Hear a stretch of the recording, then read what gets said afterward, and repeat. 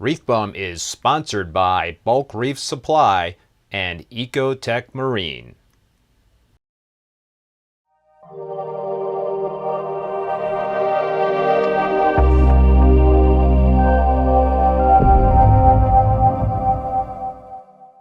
Hey everybody, and welcome back to another video. So it's getting close. We're getting close to making, well, starting the transition of all the coral and live rock out of the 187-gallon display tank. And I have finally plumbed in the Cryptic Sump to the system. So in this video I want to go over in detail how I did that. But before we do, if you want to help support the channel and pick up some SPS frags, please visit ReefBum.com. And with that, let's get into the video. Alright, so I should probably begin by giving a quick summary in terms of what I plan to do with this Cryptic Sump. And as I just mentioned in the beginning of the video, I am going to be taking out the live rock in my 187-gallon display, and I'm going to be putting in this live rock, which has been cooking in this 100-gallon Rubbermaid for the past 3 months. I've been adding bacteria, so I think it's pretty well along. I've been doing 10% water changes every week with the established tank water for the rock that's cooking in that tub. And yeah, so the plan is to slowly transition out the Haitian live rock I have in my 187-gallon display to this Cryptic Sump. And the reason why I'm doing that is about 95% of the rock facing the light in that display is just encrusted with corals, and I've just got a massive colonies in there. It's just only so much I can do in terms of trimming stuff back. So that's why I'm doing the Cryptic Sump. So this Cryptic Sump is made out of polyethylene. It's 60 gallons. It measures 24 inches long by 24 inches tall by 24 inches wide. It's got this really cool lid on it so I can cover it up. It's industrial strength. The walls are 1/4 inch thick. And what I did here was a few things in terms of plumbing it. I picked up this really neat little overflow box from customaquariums.com, and it's pretty neat. It's got this lid on it right here that can kind of come off. You can glue it in if you want to, but so that's the overflow on the Cryptic Sump right here. Basically I've glued it into a 1 1/2 inch bulkhead, which you can see right here, and I reduced it down to 1 inches. So I wanted to do that to be able to plumb it directly into my Dreambox sump. So I've got a union right here that I put on there to make it easy to detach the Cryptic Sump if I needed to. And this was a little tricky in terms of the plumbing, but I was able to get it splice it into the line. This is one of the drain lines for one of my the 50-gallon frag tank that's plumbed into this system. I've got also a 75-gallon frag tank plumbed into this system.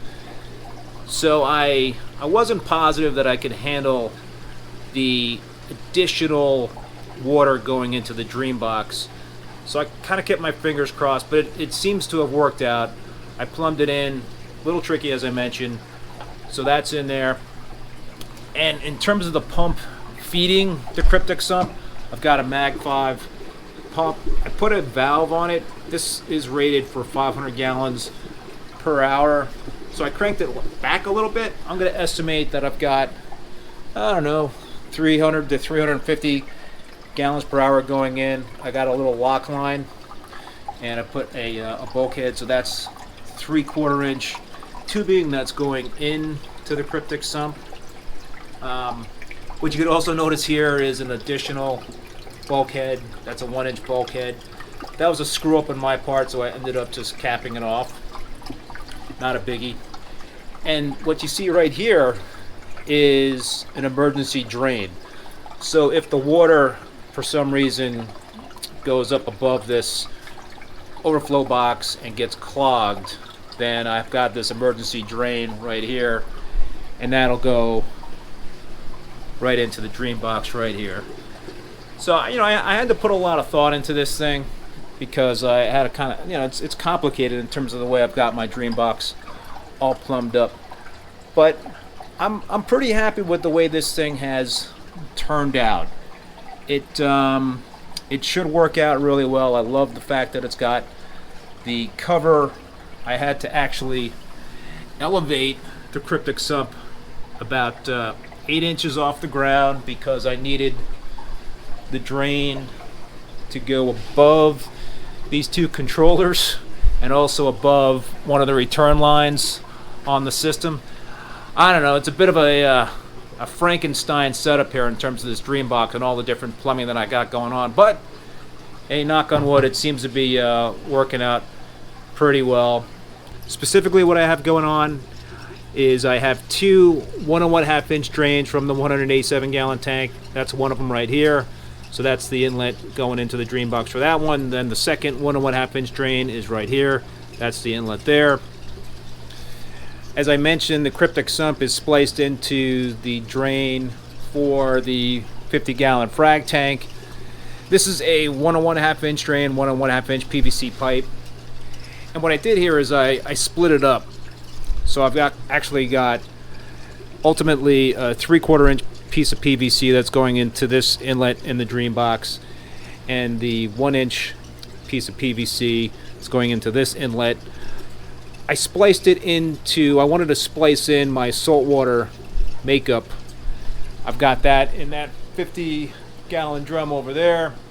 So I've got a pump inside of that drum, and I just essentially have this 3/4 inch piece of PVC that is connected to that drum that I can turn a couple of valves. I turn this valve right here to shut the drain line for the 3/4 inch piece of PVC from that frag tank, and I'm able to pump the saltwater makeup water into the Dreambox that way.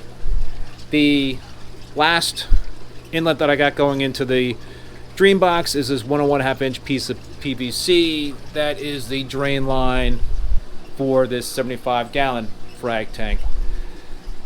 So a lot going on, but it's all functional. As for the returns coming out of the Dreambox, I've got two Roll Exclusiv 100 watt return pumps.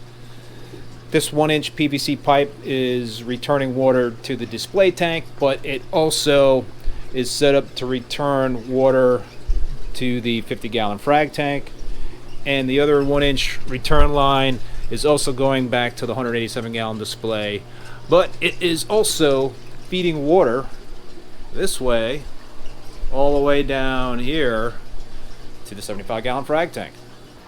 So the main purpose of adding in this Cryptic Sump is to be able to retain the bacteria population that I have on my Haitian live rock that will be going in, and I will also be augmenting it with the rock that I've been cooking in this Rubbermaid.